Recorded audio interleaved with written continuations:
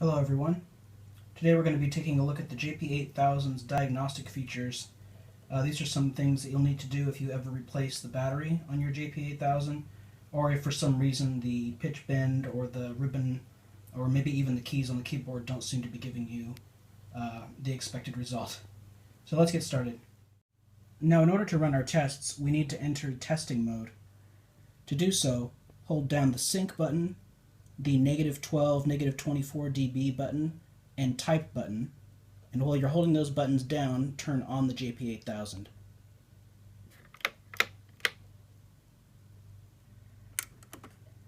You'll see some diagnostic tests run automatically. Okay, so our first test is the MIDI test. You should see the display say MIDI test waiting. If not, press the number 1 button. Now it says waiting because it's waiting for you to plug in a MIDI cable. You need one MIDI cable and plug in one end to the out port and one end to the in port. If the MIDI test is successful, you should now see the version number written on the display. Now for the second part, simply unhook the cable from the back of the device and you'll see the display say OK. As you can see, you're immediately taken to the next test, SW and LED test. For this test, you are going to check to see that all of the LEDs on the device are working, and also check to see that all of the buttons on the device are working. Note that some buttons have LEDs on them and others don't. For example, the 5 buttons just next to the LCD display do not. The 5 circles shown on the LCD display correspond to the 2 buttons to the right and the 3 buttons to the left. Some buttons are separate from the LEDs, such as the range button, and other buttons have their LED on the button itself. The final kind of button is one that requires multiple presses in order to be completely turned off. We'll see these as we go through them. Now, Roland has done a clever thing. If you press these in a specific order, then it will help you make sure that you haven't missed any buttons out, and it'll also help you track down in case there are any with faded LED displays. First, I'm going to turn up my volume all the way just so you can hear the tone that it's making, hopefully. So we'll start here. Notice with that one, it starts with an octave below and then ends with the pitch that corresponds to the following pitch. Press the button until you hear the pitch that you would expect to hear after pressing the previous button.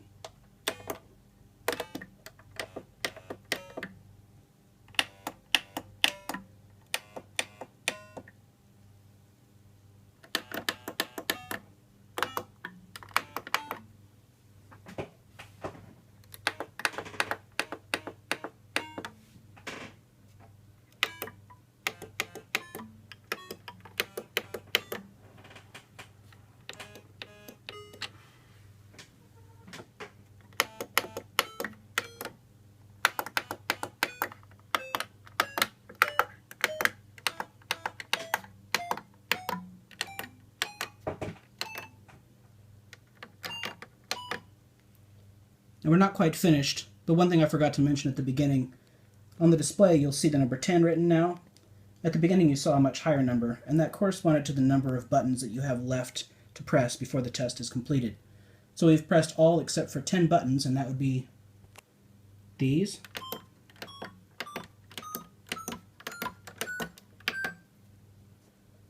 And inevitably, you'll have 1 or 2 missed out. So in my case, I forgot to press these 2. So as you can see, the pitch of the buttons can be used as a guide, but we still missed a couple of them out. Alright, our next test is the bend mod test. Now you notice that the LED screen automatically switched to this test when we finished the previous test. What we need to do is with our modulation wheel, move it all the way to the left, and then slowly back to the center. And then press the lower button 1 time. Now do the same thing, except raise it all the way up, and then back to the center. And then press the upper button 1 time. Now push the modulation wheel forward, and then back to the center. And finally press the key mode button. you should see on the screen that an asterisk is now displayed next to the word bend mod. You can now press the up button to continue to the next test. You see the double arrows there? This is our chance to test out the modulation wheel to see if it's functioning the way we expect.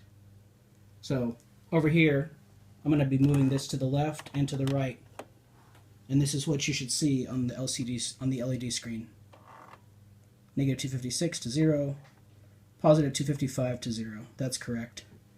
Now I'll be moving it all the way up and then back to the center. And on the LED screen, you'll see positive 127 and then back to 0.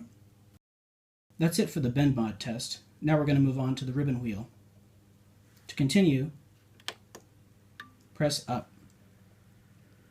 Now the ribbon right now says off. What we're going to do is while we press and hold on the lower part of the ribbon, we're going to press the lower button right here. So since I need two hands to do this, I'm going to go ahead and do that myself. Next, press the rightmost side of the ribbon, and at the same time press the upper button. Finally, press the center of the ribbon wheel, and at the same time press the key mode button.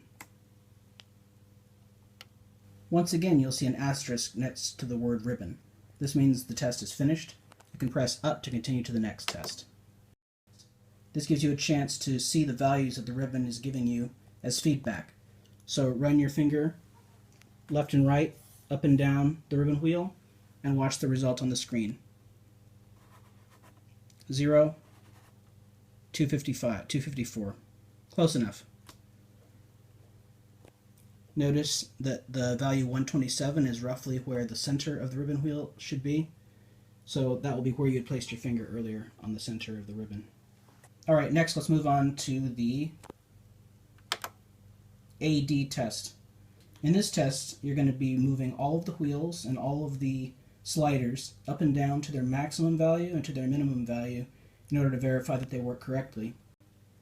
Now the one that I won't be able to do today is the control pedal. Normally you would have that hooked up to the control, as you can see at the top. But since I don't have a control pedal, I won't be doing that today. Alright, so let's start. I'll start with this. Once again, you can hear that Roland has been nice to give us audio feedback so we know when we've hit our minimum and maximum positions. But also on the LED display, it'll show you the value as you're turning to the left and to the right. Now I won't bring you through all of these, but once again you can see there's a value 39 left. We've done 1 out of 40. We have 39 left, but in the end today we will actually only be able to go down to the number 1 because I don't have a pedal to do that last switch that it's expecting for this test. I recommend going in order, so we can start over here.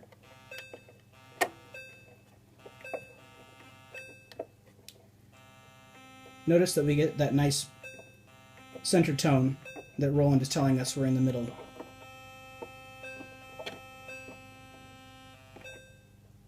Although it looks like it stays on if you don't get off of it, so we'll keep it off. Alright, the volume knob is not required for this test, by the way. We've already done the rate knob.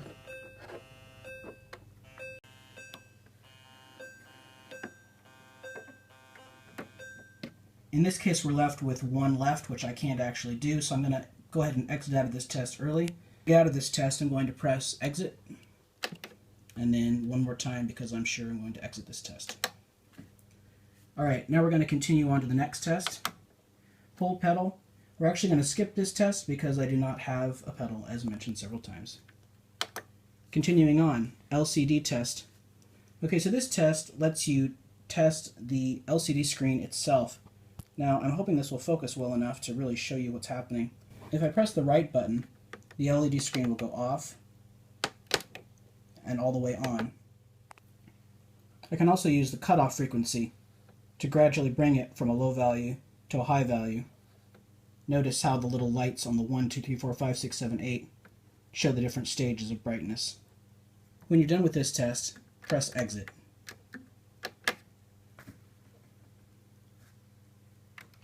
we just finished number 7. Let's go on to number 8, the sound test. Now the sound test you won't be able to truly hear very well in this demo, but I'll still show you how to do it. You want to be wearing headphones because there's some left and right testing that goes on. All you really need to do is press the right button. Press it again. Press it again. L and R mean that they're actually coming out of the left and right sides of your headphones. It'll test a few effects. Polyphony.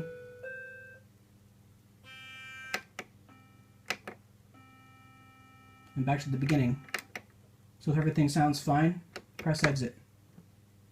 And I believe that's our last test.